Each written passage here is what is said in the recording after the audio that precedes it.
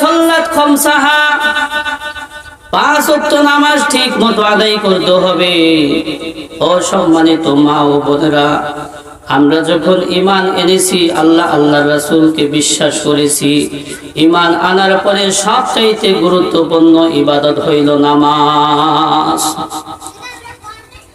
আল্লাহ তাআলার একত্ববাদ এবং তার রাসূলের প্রতি আন্তরিক বিশ্বাস ও মৌখিক সাক্ষ্য প্রদান করা ইসলামের মূল রুকন। কর্মগত রুকনের মধ্যে সর্বাগ্রে পালনীয় হলো নামাজের রুকন।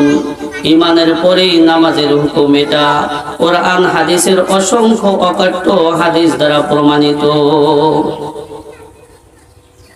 আল্লাহ পাক রব্বুল আলামিন মুশরিকদের ব্যাপারে বলেন, ফাইন তাবু ওয়া আকামুস সালাতা ওয়া আতুজ যাকাতা ফাইখওয়ানুকুম ফিদ্দীন। যদি মুশরিকরা তওবা করে, নামাজ কায়েম করে, যাকাত দেয়, তাহলে তারা তোমাদের দ্বীনি ভাই। আয়াতের মর্মার্থ হলো, যদি কাফের মুশরিকরা তাদের কুফর শিরিক থেকে তওবা করে, এরপর নামাজ কায়েম করে, যাকাত দেয়, তাহলে তারা তোমাদের দ্বীনি ভাই বোন হিসাবে পরিগণিত হবে। এই আয়াতে আল্লাহ পাক রব্বুল আলামিন ঈমানের পরে নামাজের কথা বলেছেন, অর্থাৎ কাফের মুশরিকরা তারা তাদের কুফর শিরিক থেকে তওবা করার পর তাদের সর্বপ্রথম পালনীয় ইবাদত হইল নামাজ। ইসলামের ভিত্তি 5টি জিনিসের উপর প্রতিষ্ঠিত।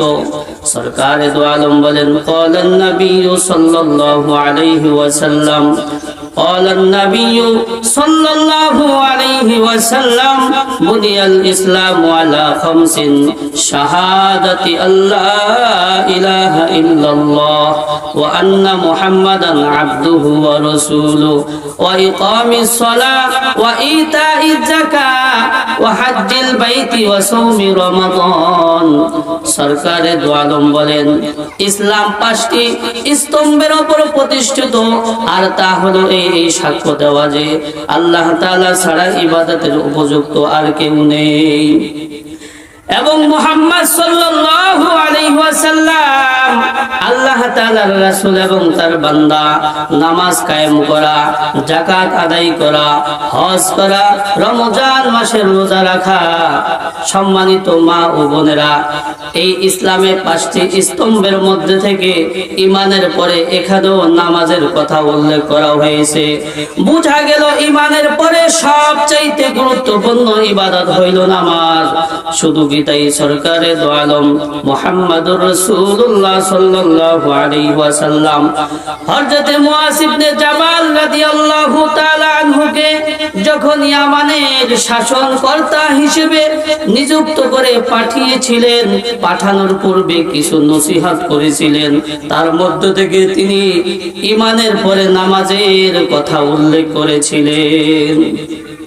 মুআয ইবনে জাবাল রাদিয়াল্লাহু তাআলা আনহুকে বলেন, হে মুআয, তোমাকে আহলে কিতাবদের নিকট পাঠানো হইতেছে, তাই তুমি সর্বপ্রথম তাদেরকে আল্লাহ তাআলার একত্ববাদের দিকে দাওয়াত দিবে। যখন তাদের আল্লাহ তাআলার সাথে পরিচয় হয়ে যাবে, তখন তাদেরকে বলবে, আল্লাহ তাআলা দিনে রাতে তোমাদের উপর 5 ওয়াক্ত নামাজ ফরজ করেছেন। যখন তারা নামাজ পড়তে থাকবে, তখন তাদেরকে যাকাতের কথা বলবে, ধনীদের থেকে নিয়ে গরিবদেরকে দিবে।